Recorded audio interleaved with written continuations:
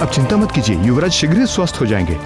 चंदन जल और औषधि के काढ़े से वो शीघ्र ही स्वस्थ हो जाएंगे, उनकी पीड़ा कम हो जाएगी।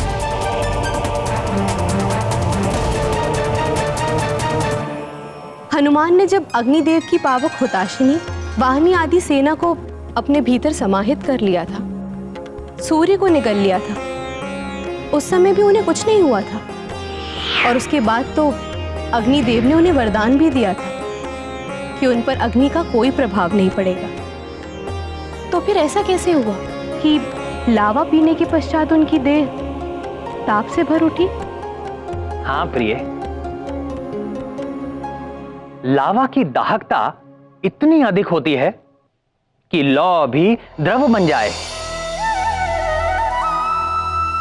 किंतु इतना लावा पीने के पश्चात भी हनुमान की देह नहीं चली, भस्म नहीं हुई। ये अग्निदेव के वरदान का ही तो प्रभाव था प्रिय।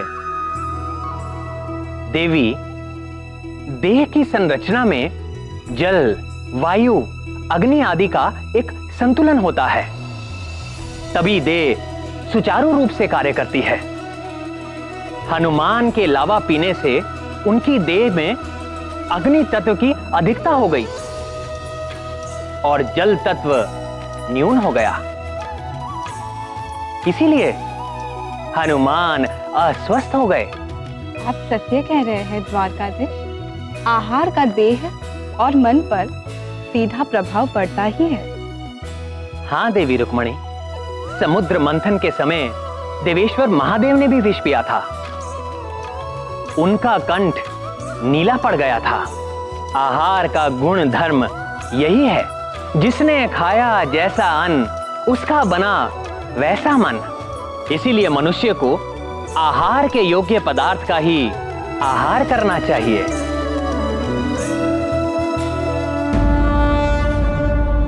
युवराज, इसे पीजिए।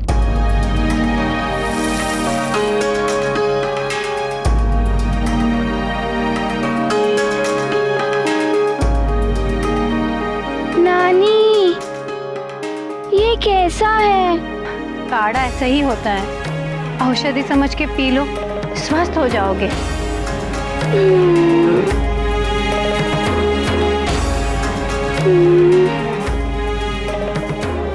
ठीक है।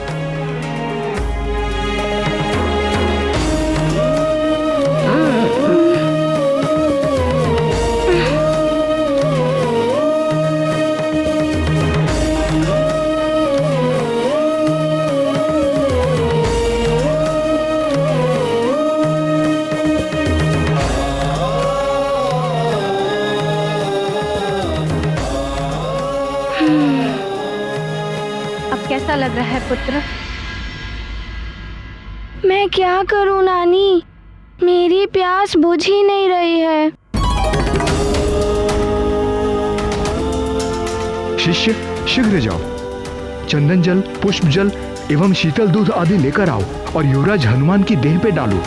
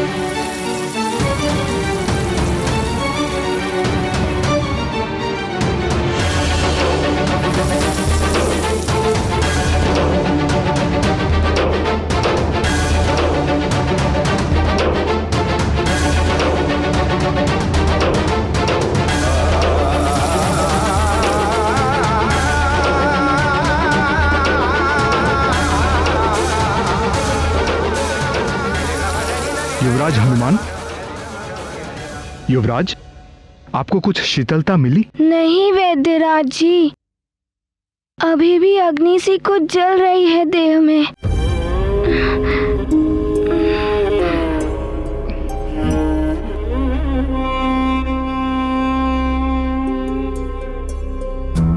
कोई औषधि काम न आए, लावा के तप से तपते हनुमान। राज वैद्य करे हर उपचार, किंतु कैसे धैर्य धरे हनुमान। सब चिंतित और व्यथित है, अब ना सूझे कोई युक्ति। प्रभु हर लो पीड़ा मेरे लाल की, मांजना करती विनती। हे ईश्वर, मेरे पुत्र को इतनी पीड़ा क्यों दे रहे हैं आप?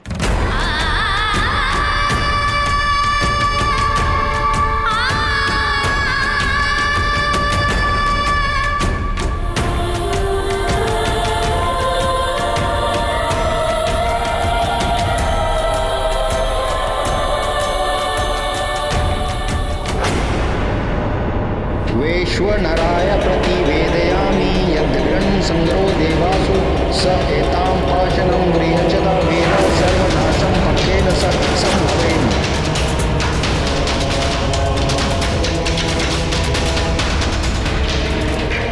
गुरुदेव, आकर्षण कवच को सिद्ध होने के लिए और कितना समय लगेगा? समय तो लगेगा लंकेश, किंतु कितना ये कहना कठिन है। परंतु इतना अवश्य कह सकता हूं कि इस बार यह रक्षा कवच बिना सूर्य ग्रहण के ही सिद्ध होगा। मेरा तपोबल सिद्ध करेगा इसे। कवच की चमक के साथ ही अब यह यज्ञ पूर्ण होगा।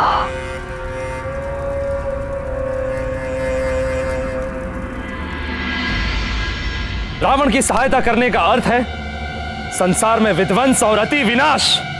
देवराज, शुक्राचार्य समस्त असुरों के गुरु हैं। वे रावण के भी गुरु हैं।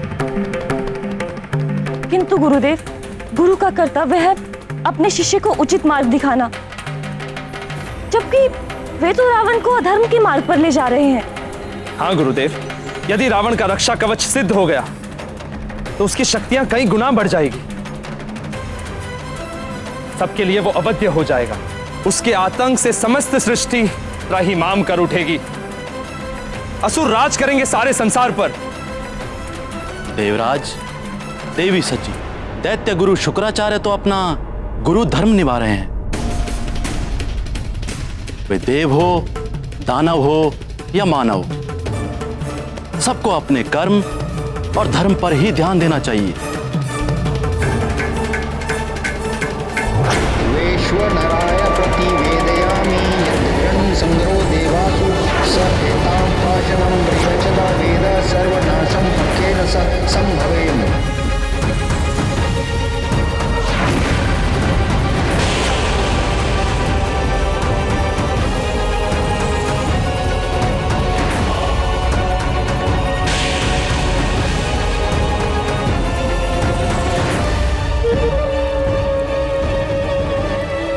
ब्रह्मं प्रसन्नम, प्रसन्न हुए हम।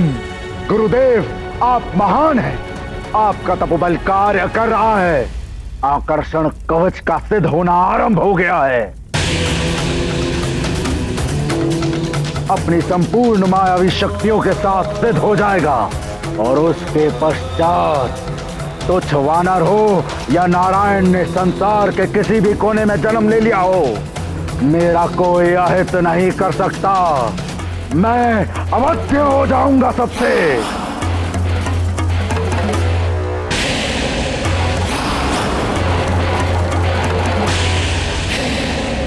देखा आपने देवगुरु, ये शुक्राचार्य क्या करा रहे हैं। इन्हें तनिक भी भान नहीं है कि रावण ये शक्तियां पाकर क्या करेगा। शक्ति संचय की होड़ तो देवताओं ने ही आरंभ की है देवराज। यदि देवता हनुमान को इतनी शक्तियां प्रदान न करते तो कदाचित शुक्राचार्य भी रावण को इतनी शक्तियां दिलाने के लिए यज्ञ आरंभ न करते। इस अनिष्टकारी यज्ञ को रोकना ही होगा। नारायण नारायण,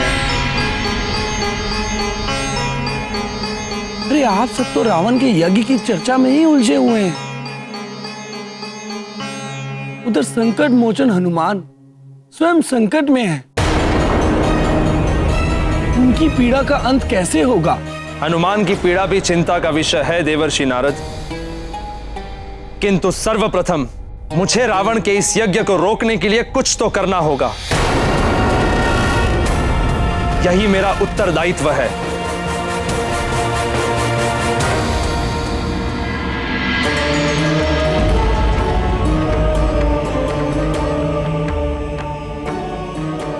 हे करुणा निधान, करुणा कीजिए मेरे पुत्र पर। मैंने तो आप सब देवताओं के द्वारा दिए गए वरदान स्वीकार कर लिए थे और ये संकल्प लिया था कि आपका महान उद्देश्य पूर्ण करने के लिए मुझसे जो भी योगदान हो सकेगा मैं दूंगी। मुझे ज्ञात है ये मार्ग बहुत कठिन है। हे प्रभु, वरदान आपने दिया है, परीक्षा भी आप ही लेंगे। हे महादेव, हनुमान को इस पीड़ा से मुक्त कीजिए, सहायता कीजिए प्रभु।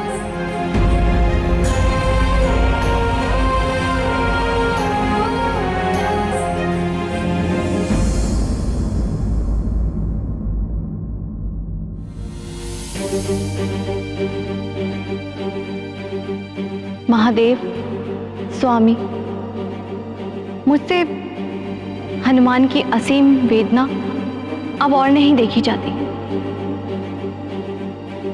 ये सत्य है कि उसने वरदान की शक्ति का प्रयोग समझदारी के साथ नहीं किया, किंतु अभी उसका विकास होना है।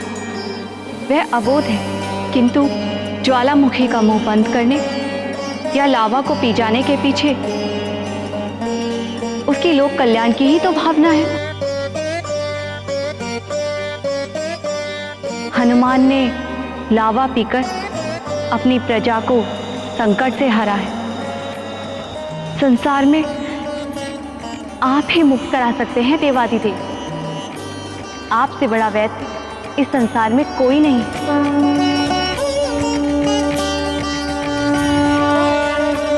मैं समझ रहा हूं आपका आशय क्या है करुणामयी देवी।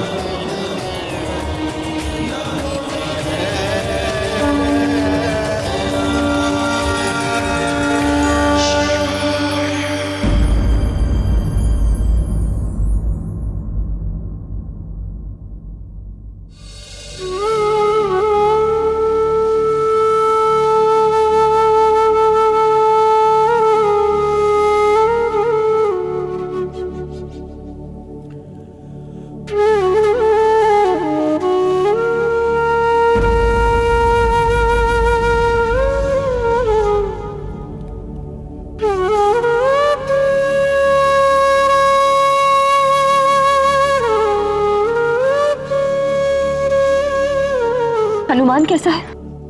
उसकी पीड़ा कुछ कम हुई या नहीं? नहीं पुत्री, राजवैद्य ने सारे उपाय करके देख लिए। जड़ी बूटियों से लेकर चंदन तक सब औषधियों का प्रयोग करके देख लिया। आसपास के अन्य वैद्यों के पास भी हनुमान के उपचार के लिए कोई औषधि नहीं है। मेरी तो समझ में ही नहीं आ रहा कि अब क्या होगा हमारे हनुमान का। सबको संकट से बचाने के लिए उसने ये सब किया, अब उस संकट मोचन को संकट से उभारने कौन आएगा? ओम नमः शिवाय, ओम नमः शिवाय, ओम नमः शिवाय, ओम नमः शिवाय, ओम नमः शिवाय। हर हर महादेव, हर हर महादेव, हर हर महादेव, हर हर महादेव।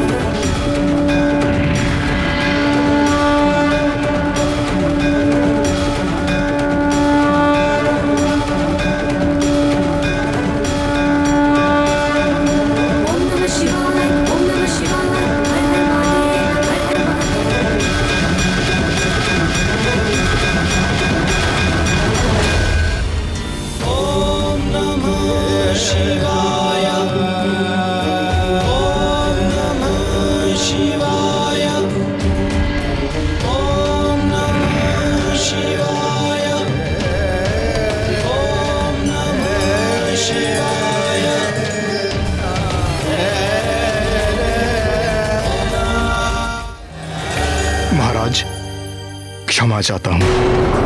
क्या मेरा पुत्र अब स्वस्थ नहीं हो पाएगा?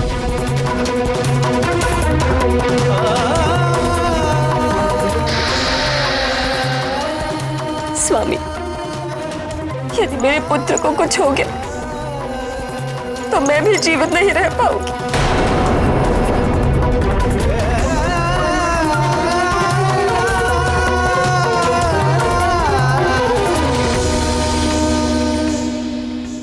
माँ, मैं बार बार आपके दुख का कारण बन रहा हूँ ना, मुझे क्षमा कर दीजिए।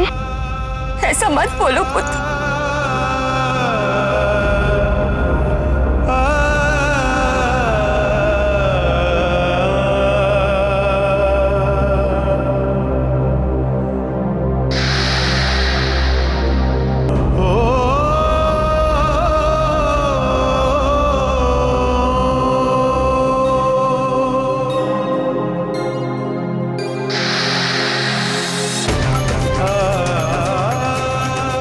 अनेकों विपरीत परिस्थितियों का सामना किया मैंने। महान संकटों में भी साहस के साथ अडिग रहा मैं, कभी हार नहीं मानी। किंतु आज अपने पुत्र की पीड़ा देखकर ऐसा लग रहा है जैसे हार गया हूं मैं।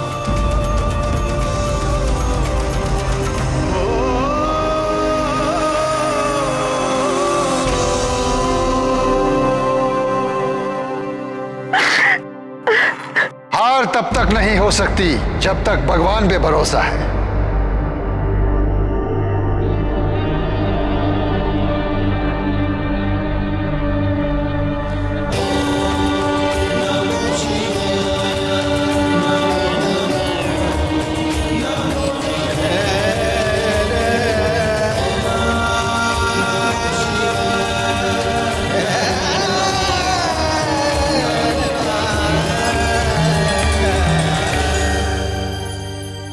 चिंता चिता तक पहुंचा देती है, देह को नष्ट कर देती है। इसलिए चिंता को त्याग कर आशावान बने रहिए। शेष ईश्वर पर छोड़ दीजिए। ये कौन विभूतियां हैं? दिव्य तेज बस रहा है इनके चारों ओर।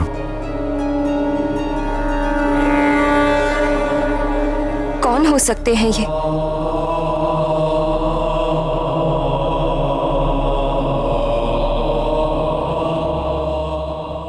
महाराज, ये बहुत पहुंचे हुए वैद्य हैं। कह रहे हैं कि युवराज का उपचार कर सकते हैं।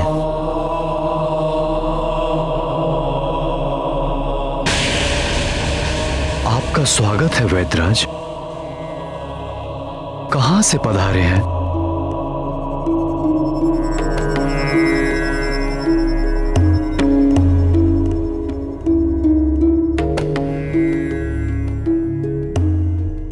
जोगी और वैद्य का ठिकाना नहीं पूछते वाले। हम तो रमता जोगी हैं, बहता पानी। आज यहां तो कल कहीं और। उपचार करवाना है तो बताइए। करवाना है महाराज।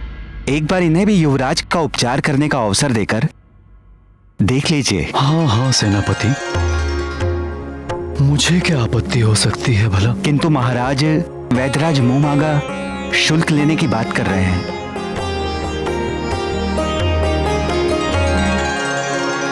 वैद्यराज जी, आप मेरे पुत्र को स्वस्थ कर दीजिए। आप जो मांगेंगे मैं दूंगा, वचन है मेरा।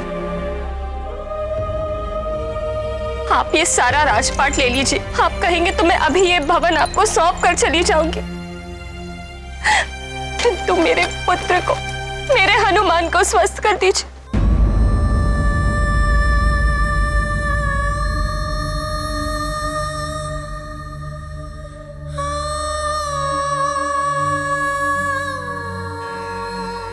महादेव से बड़ा वैद्य और कौन हो सकता है संसार में।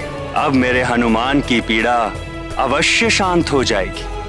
नारायण नारायण। महादेव जैसा वैद्य तो विरले ही किसी भाग्यशाली को मिलता है। धन्य हो तुम हनुमान, जो महादेव स्वयं तुम्हारी चिकित्सा के लिए पधारे हैं। आइए वैद्यराज जी।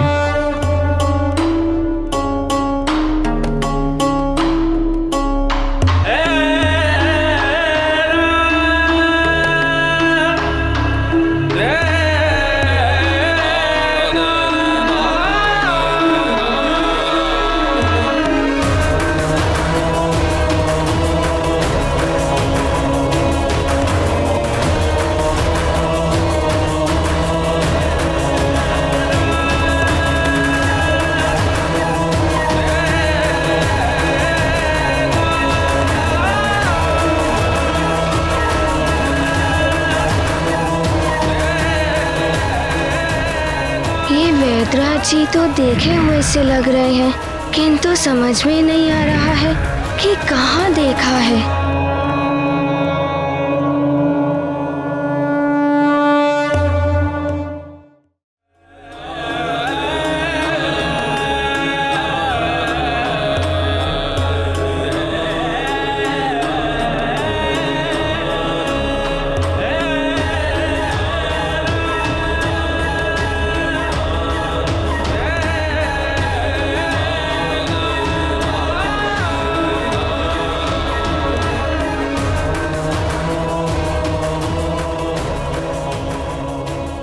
ये वैद्यराज जी तो देखे हुए से लग रहे हैं, किंतु समझ में नहीं आ रहा है कि कहाँ देखा है। लावा ही पी गए, भय नहीं लगा तुम्हें? तुम्हारे प्राण भी जा सकते थे। अब औषधि पीनी पड़ेगी तुम्हें। वैद्यराज जी, आप जैसी भी औषधि देंगे, मीठी या कड़वी, मैं पी लूंगा। मुझे इस दशा में देखकर माँ को कष्ट हो रहा है और पिताश्री भी व्याकुल हैं। उनकी व्याकुलता समाप्त कर दीजिए बस। अपने माता पिता की व्याकुलता दूर करना है। मेरी औषधि तुम्हें स्वस्थ कर देगी।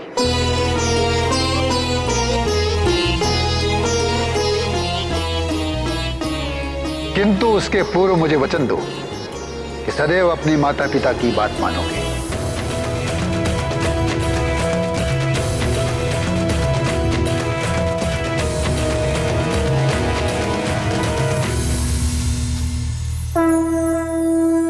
मैं वचन देता हूँ।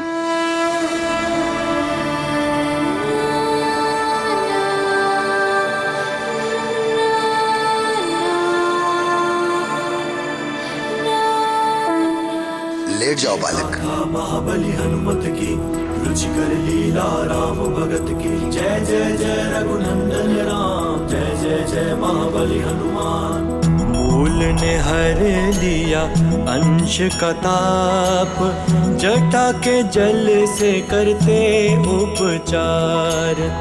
अद्भुत लीला शिव शक्ति की, हर लिया अंश का सब विकार। मात और पिता है भावुक, देख कर हनुमान आगत ताप। हनुमान है अब ताप रहित, रहे निरोगी अंजनी पुत्र का शरीर। ये गाथा महाबली हनुमत की, रुचिकर लीला राम भगत की। जय जय जय रघुनंदन राम, जय जय जय महाबली हनुमान।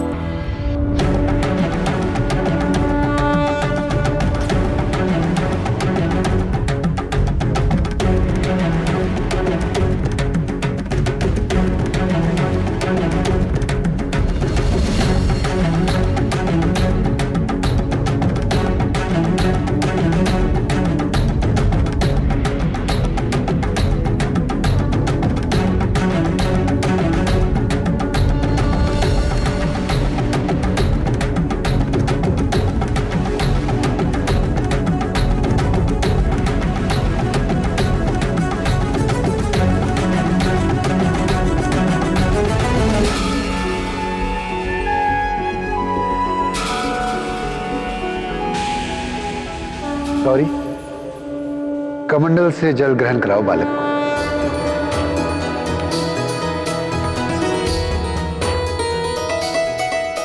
ग्रहण करो इसे।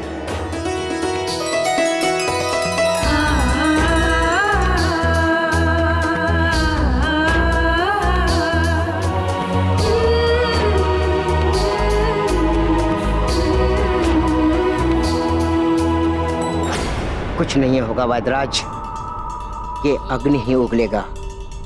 बल बला बल बल।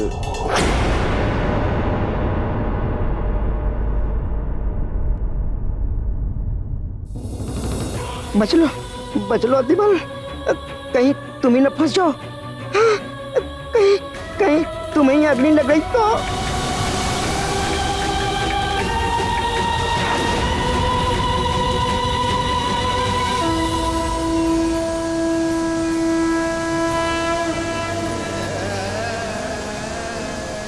इस बार अग्नि नहीं निकली।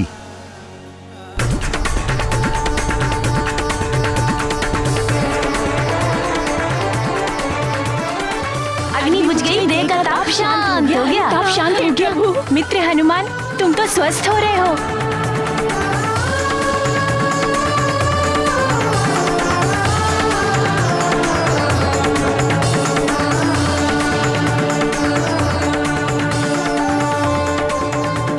और पिलाइए ना ये मधुर जल, मैं शीघ्र ही स्वस्थ हो जाऊंगा। माँ की चिंता भी दूर हो जाएगी।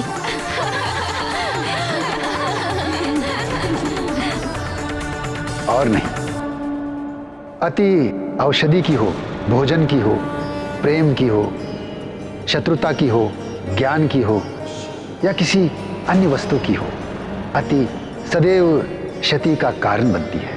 यदि एक घूंट में तुम स्वस्थ हो सकते हो, उससे अधिक जितनी भी औषधि तुम पी जाओगे वो व्यर्थ तो जाएगी और उससे तुम्हें हानि भी हो सकती है।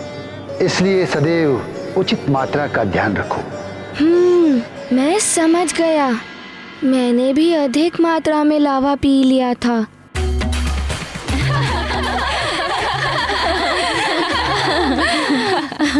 लावा कोई पीने का पदार्थ नहीं है बालक।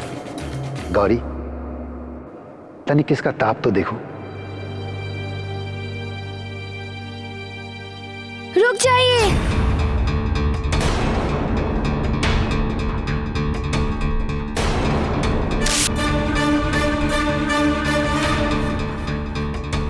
माँ ने भी मुझे छुआ था, उन्हें भी हाथ में ताप लग गया था। कहीं आपको भी? मुझे कुछ नहीं होगा बालक।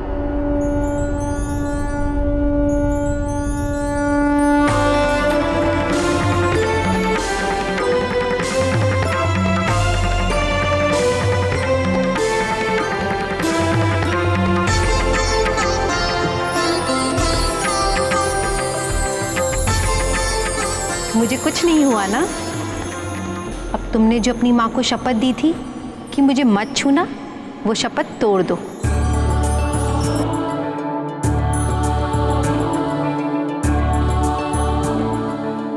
अब आप अपने पुत्र को स्पर्श कर सकती हैं।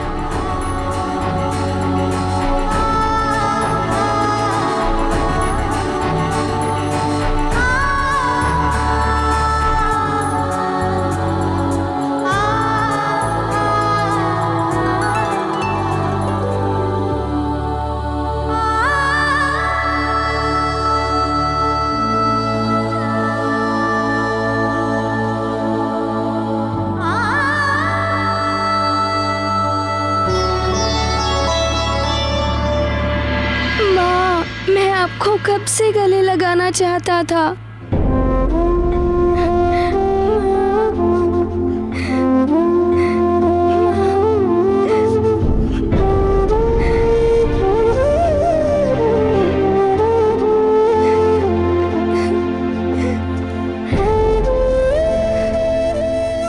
वैद्यराज जी, आप तो हमारे पुत्र को मृत्यु के मुख से खींच लाए हैं।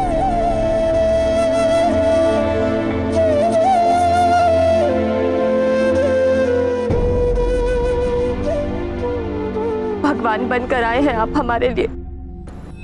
अब बालक को विश्राम की आवश्यकता है, इसे सोने दीजिए। प्रातः तक ये पूर्णतया स्वस्थ हो जाएगा। आपके लिए हम जो भी कर सकें वो कम होगा वैद्यराज जी।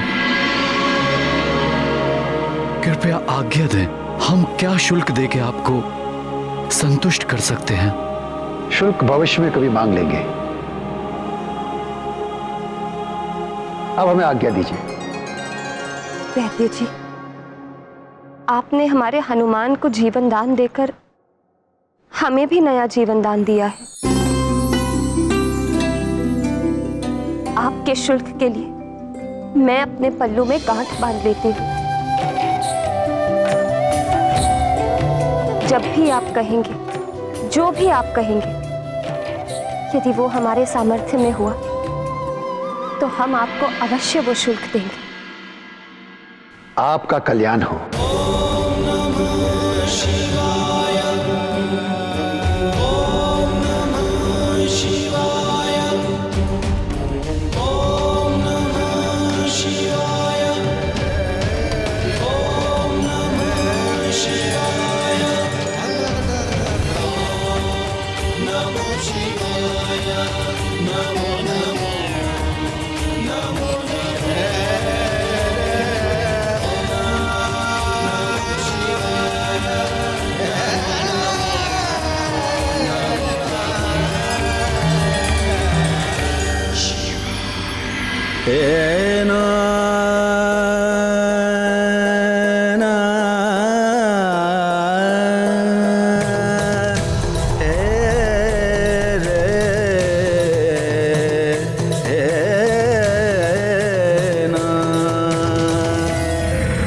नारायण नारायण, क्या दृश्य था।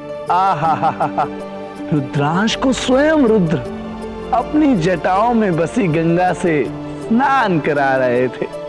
देवर्षि, पुण्य सलीला गंगा तो दैहिक, दैविक और भौतिक तीनों तापों का हरण करने वाली है। हनुमान का ताप तो समाप्त होना ही था ना। और देवर्षि, आपने देखा नहीं, आज तो महादेव हनुमान को स्नान करा के ऐसे आनंदित हो रहे थे जैसे स्वयं पिता अपने पुत्र को स्नान करा के आनंदित होता है। हाँ प्रभु, पहले स्नान कराया, फिर माता महेश्वरी ने कमंडल से अमृत पान कराया। हनुमान, तुम्हारे जैसे भाग्य तो किसी के नहीं है। नारायण नारायण।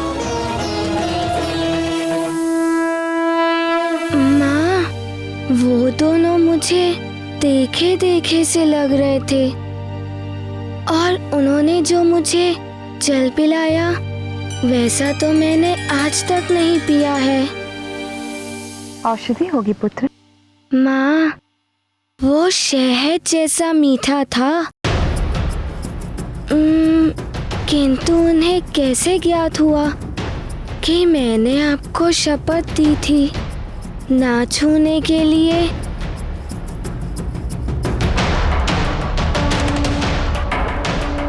अब तुमने जो अपनी माँ को शपथ दी थी कि मुझे मत छूना, वो शपथ तोड़ दो। अब आप अपने पुत्र को स्पर्श कर सकती हैं।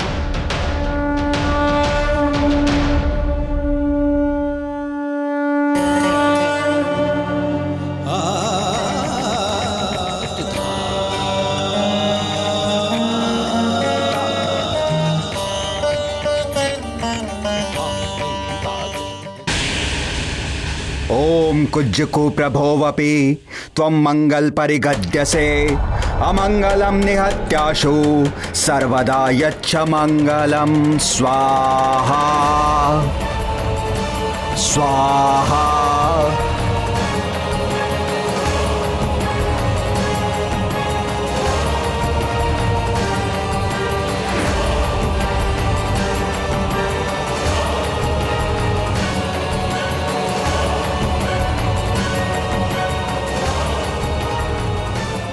दशानन, देख रहे हो आकर्षण कवच को? मेरे तपोबल ने प्रभाव दिखाना आरंभ कर दिया। हाँ गुरुदेव, देख रहा हूं।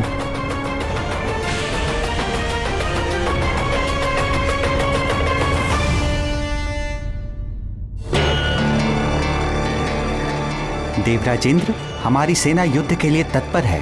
मात्र युद्ध नहीं है ये सेनापति कार्तिकेय। आज हमारी सेना को हमारा कर्तव्य पुकार रहा है। आज हमारे वीरों को श्रेष्ठ पराक्रम और अद्भुत शौर्य दिखाना है। यदि हमें सृष्टि की रक्षा करनी है तो हर स्थिति में लंकेश रावण के इस यज्ञ का विध्वंस करना होगा।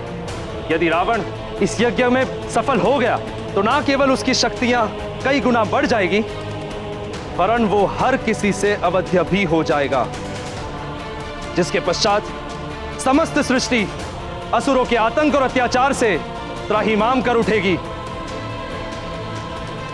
तीनों लोक पर असुरों का आतंक होगा। इसीलिए इस यज्ञ का विध्वंस होना अति आवश्यक है। जी देवराज, हमारी सेना किसी भी कठिन चुनौती से निपटने के लिए तत्पर है। केवल आपके आदेश की प्रतीक्षा है देवराजेंद्र। प्रणाम महाराज। प्रजाजनों, आपको ये जान के प्रसन्नता होगी कि आपके युवराज हनुमान सकुशल हैं। उनका ताप अब पूर्णतः शांत हो चुका है।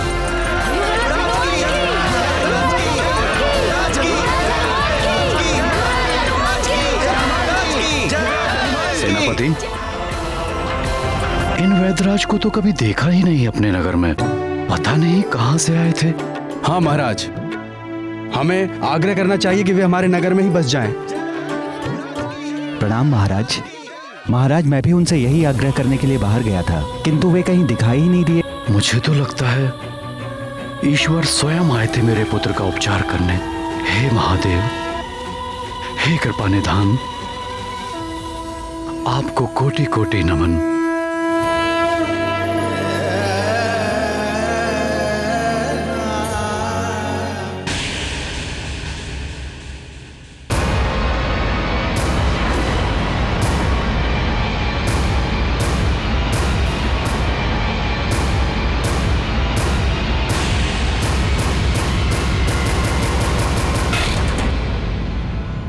देवराज, आपका वाहन और आपका सारथी मातली आपकी सेवा में प्रस्तुत है। युद्ध क्षेत्र में आपकी रक्षा के लिए दृढ़ प्रतिज्ञ हूं मैं। मातली, मुझे तुम पर सबसे अधिक विश्वास है। तुम एक श्रेष्ठ सारथी तो हो ही, मेरे हित चिंतक भी हो। धर्मनिष्ठा और विश्वसनीयता में भी तुम श्रेष्ठ हो। आज युद्ध में हमारी ही विजय होगी।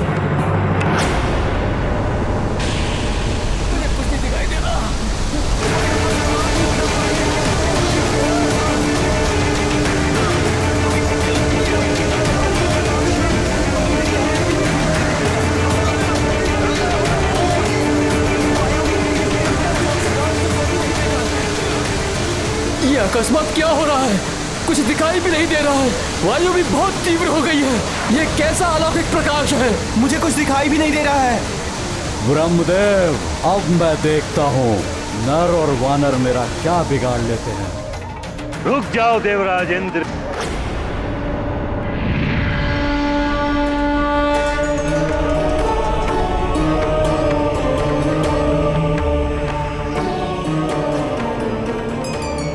प्रणाम परमपिता ब्रह्मदेव।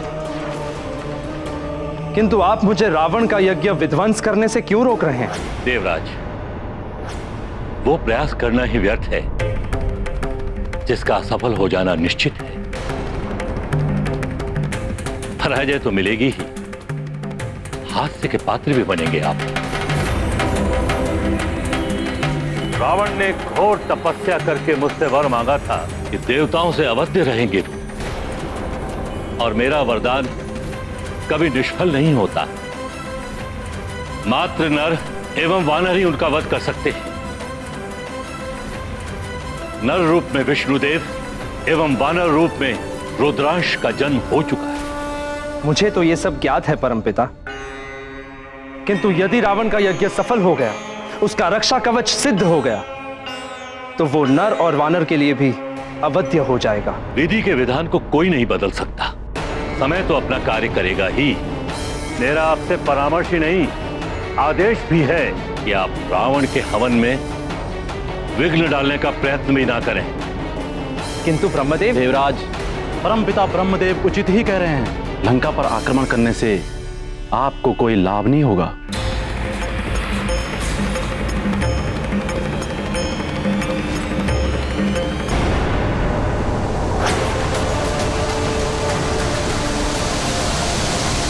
लंकेश, सिद्ध हो गया यह कवच।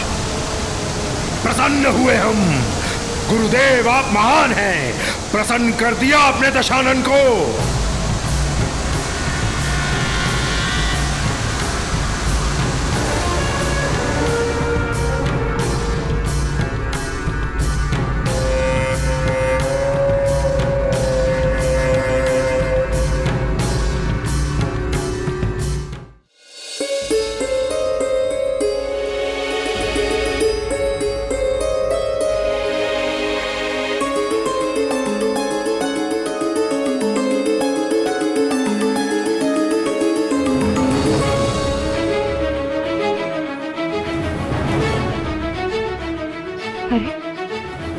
हनुमान कहाँ चला गया?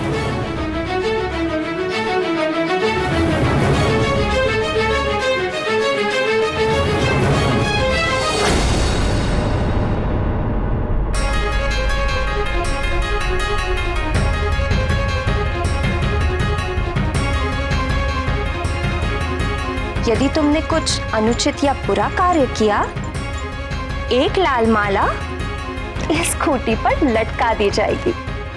तो तुम समझ गए पुत्र कि तुम्हारा ज्वालामुखी को अप्राकृतिक रूप से रोकना अनुचित था।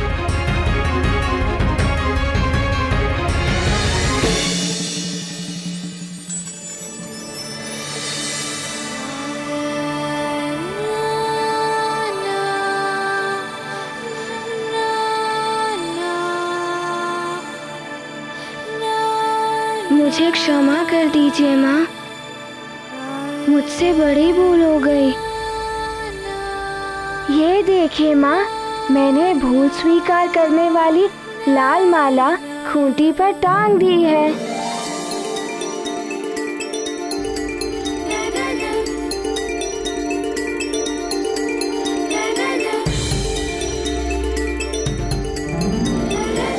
पुत्र, जो भी करना हो सोच विचार कर करना चाहिए। ज्वालामुखी का फूटना प्राकृतिक प्रक्रिया है। प्रकृति के कार्य में हस्तक्षेप करने से संकट उत्पन्न होते हैं।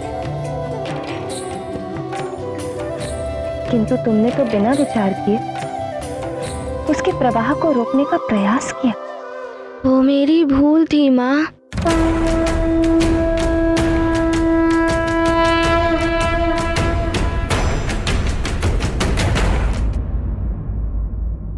ध्यान रखना पुत्र, भविष्य में तुम्हारा कोई भी मित्र कहे या कोई और अपने वरदानों की शक्ति का प्रयोग तब तक मत करना जब तक सच में उसकी आवश्यकता ना हो।